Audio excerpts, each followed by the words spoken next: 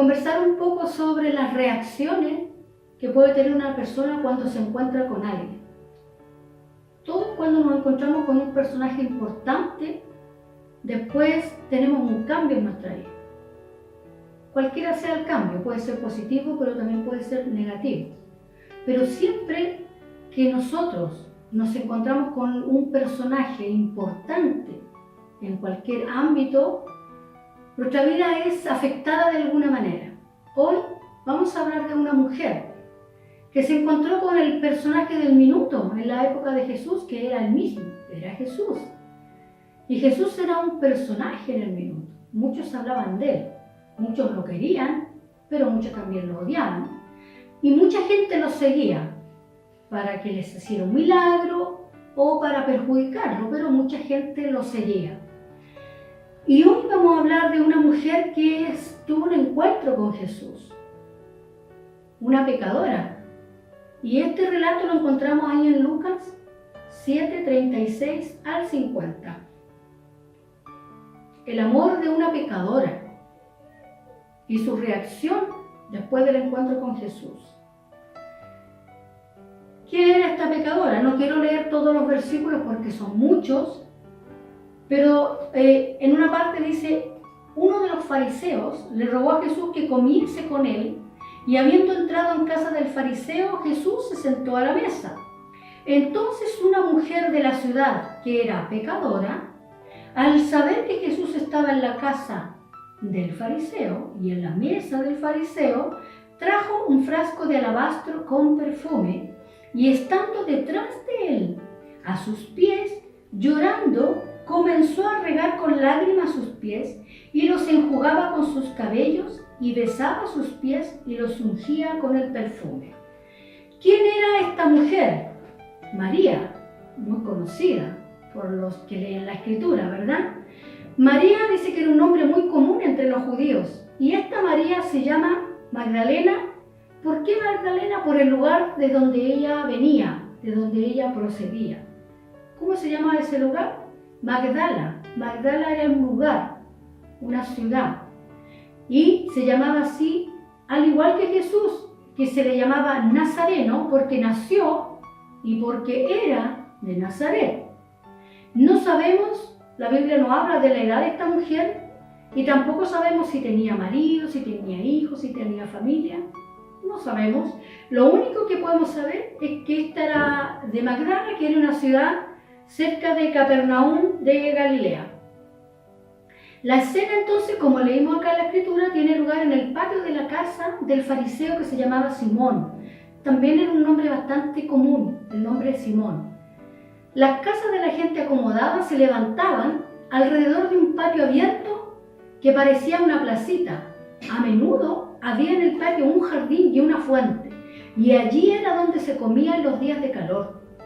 Era costumbre que cuando se había invitado a un rabino, que Jesús era reconocido como un rabino, es decir, un maestro, viniera toda clase de gente y a nadie se le impedía, ¿ya? Para escuchar qué cosa, las palabras sabias de este rabino, ¿verdad? Cuando entraba un invitado en una casa así, era común que a este invitado se le hicieran tres cosas. Primero, el anfitrión le ponía la mano en el hombro al invitado y le daba un beso de paz. Esa era una señal de respeto que jamás se omitía en el caso de un rabino distinguido. Segundo, los caminos eran de tierra, polvorientos, y el calzado solo eran suelas sujetas al pie con algunas correas.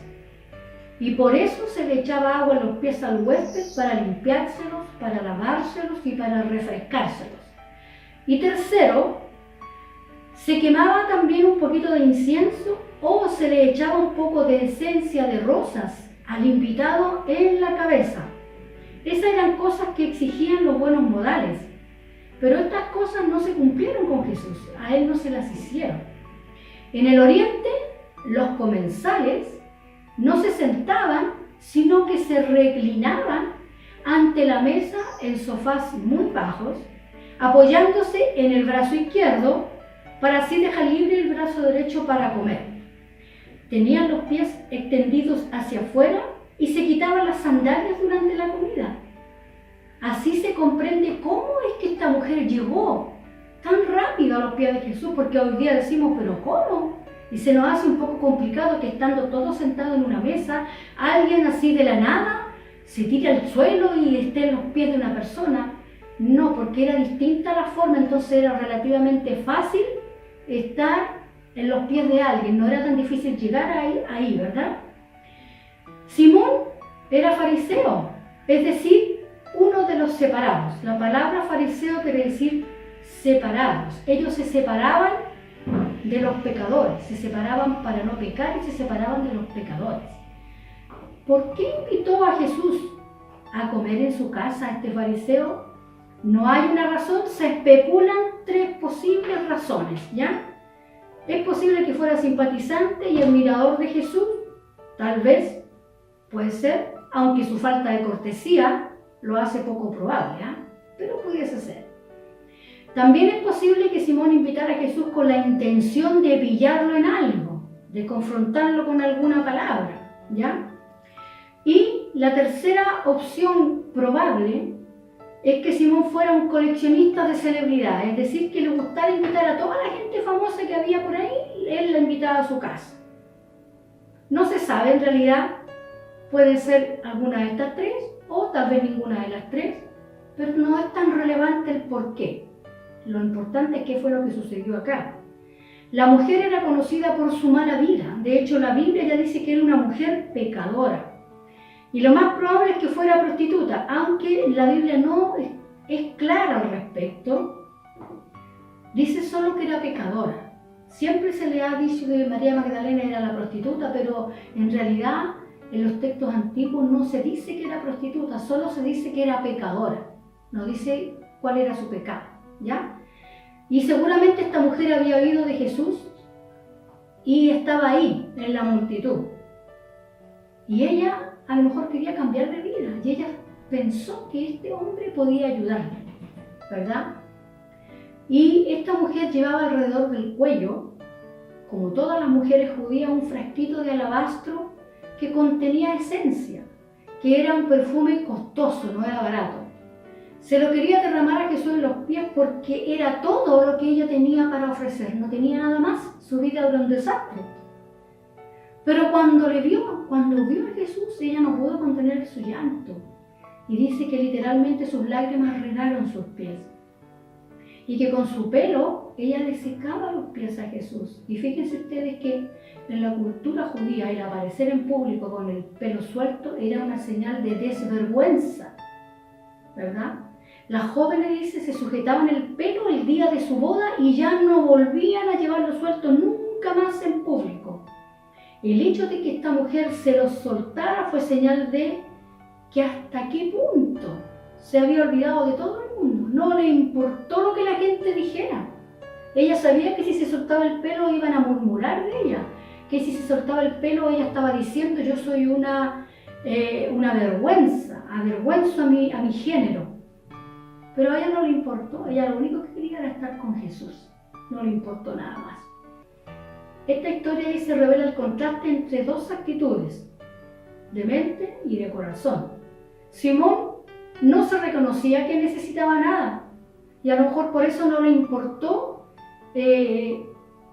honrar a su invitado con todo lo que debía de haberse hecho a su época. No le importó porque él encontraba que él lo tenía todo, que no necesitaba nada. Pero la mujer reconocía que ella necesitaba todo de Jesús, que él necesitaba todo, que necesitaba algo, que necesitaba un cambio y reconocía esa gran necesidad que tenía. Fíjense que aquí hay un principio para todos. Lo único que nos puede cerrar a la gente y a todos nosotros las puertas de la salvación es nuestra autosuficiencia, es creer que no necesitamos a Dios. Todos necesitamos a Dios. Todo el mundo está bajo condenación. Tenemos que venir a Jesús. Y para poder venir a Jesús tenemos que reconocer que somos pecadores, que hemos pecado. No hay ninguno bueno, dice la palabra. No hay nadie que haga lo bueno, dice, no hay ninguno. Todos hemos pecado. Por eso necesitamos a Jesús.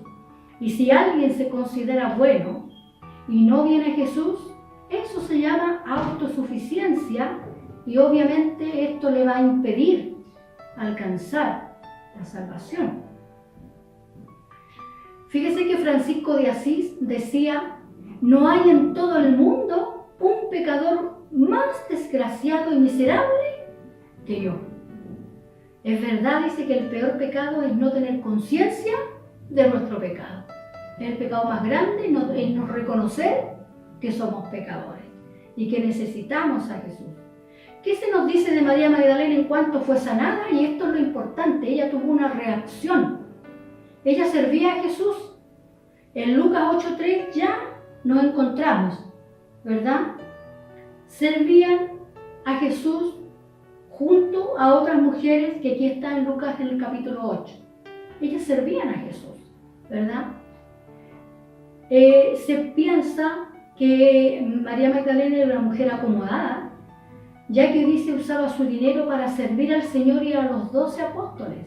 Jesús no iba solo, siempre iba acompañado de los suyos, ¿verdad?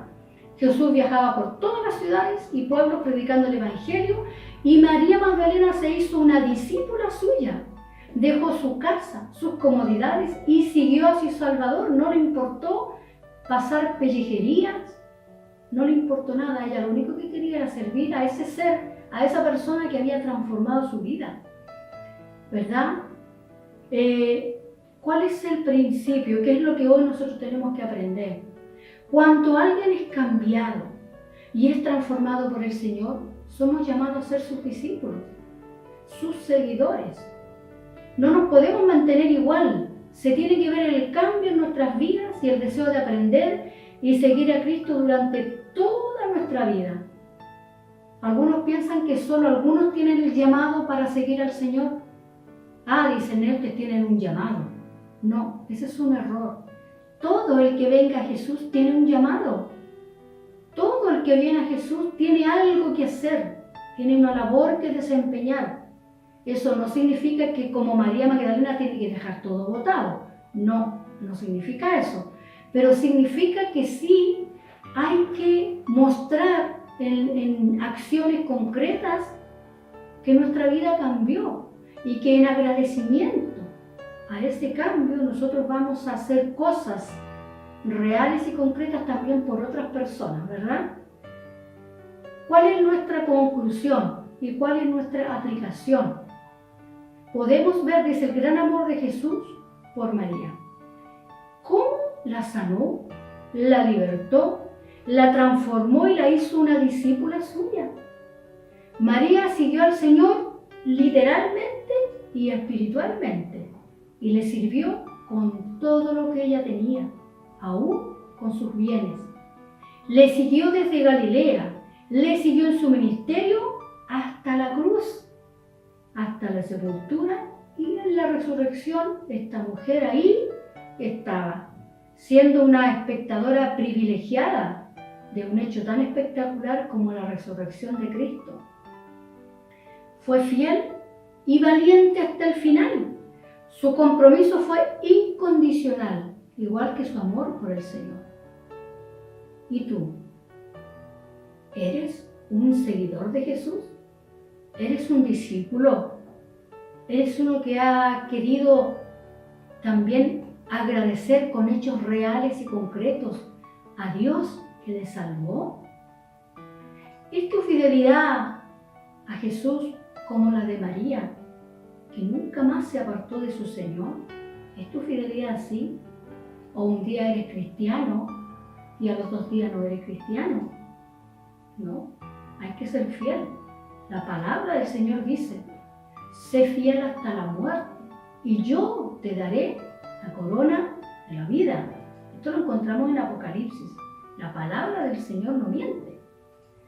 Dice que nosotros necesitamos hoy a más personas como esta mujer, que sigan a Jesús, que estén comprometidos a servir al Señor, no a quedarse solo con la salvación e irse para su casa y olvidarse de todos. Fuimos salvados para servir a otros. en su trabajo, no tiene que dejarlo abandonado ni a su familia, no. Hay algunos que tienen un llamado a tiempo completo, es verdad, pero eso es algunos. Pero todos tenemos que servir. Donde estemos, tenemos que ser luz, que nuestra vida refleje que somos cristianos, no mintiendo, no robando, no engañando, en fin, que nuestra vida refleje a Cristo. Esa es una forma de predicar, es una manera de testificar, alcanzar a otros. Es una labor que todos tenemos que hacer, ¿verdad? Necesitamos a más personas como esta mujer. Tenemos que orar al Señor para que nuestras propias vidas sean como las de esta mujer, ¿verdad? Y que seamos cambiados completamente igual que esta mujer y entregar nuestra vida a Dios en servicio a nuestro prójimo. Ya no tenemos aquí a Jesús como lo tuvo María Magdalena, pero nuestros semejantes son a quienes nosotros tenemos que servir. Entonces hoy la invitación es: seamos servidores. Cristo nos cambió, Cristo nos encontró y nos salvó, y nosotros ahora tenemos que buscar y ir a las personas a decirles que hay un Dios que les ama, y nosotros estar dispuestos a ayudarles, a servirles. Y si tenemos que meternos la mano al bolsillo por las personas, tenemos que hacerlo en la medida de lo posible.